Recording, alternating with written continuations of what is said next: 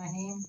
शहादत आखिरी मंजिल है इंसानी शहादत आखिरी मंजिल है इंसानी शहादत की। वह खुशकिस्मत हैं मिल जाए जिन्हें दौलत शहादत की। वह खुशकिस्मत हैं मिल जाए जिन्हें दौलत शहादत की। शहीद इस दारे फानी में हमेशा जिंदा रहते हैं। शहीद इस दारे फानी में हमेशा जिंदा रहते हैं। जमी पर चांद तारों की तरह ताबिंदा रहते हैं। वह शहादत एक सबक है हक परस्ती के लिए। एक सुतूने रोशनी है बहर हस्ती के लिए। अल्लाह ताला इरशाद फरमाता है, और जो इताअत करते हैं अल्लाह और रसूल की तो वह उन लोगों के साथ होंगे जिन पर अल्लाह ने इनाम फरमाया, यानी अम्बिया और सिद्दीकीन और शहदा और सालिहीन।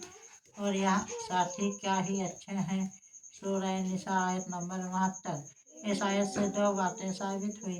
एक यह कि जो लोग अल्लाह ताला और उसके रसूल सल्लल्लाहु अलैहि वसल्लम के मुती व फर्मा बरदार हैं, उनको नबियों, सिद्दीकों, शहीदों और सालिहीन की रफ़ाकत व मइयत हासिल होगी। दूसरा यह कि नबूवत, सिद्दीकियत, शहादत और सालिहियत अल्लाह ताला के इनामात हैं। हुजूर सैयद आलम सल्लल्लाहु अलैहि वसल्लम की जाते अक़दस में हर वह इनाम और हर वह कमाल जो किसी भी मखलूक को अता हुआ बदर्जा अतम मौजूद था, बल्कि जिस किसी को कोई इनाम व कमाल मिला वह आप ही की बदौलत मिला।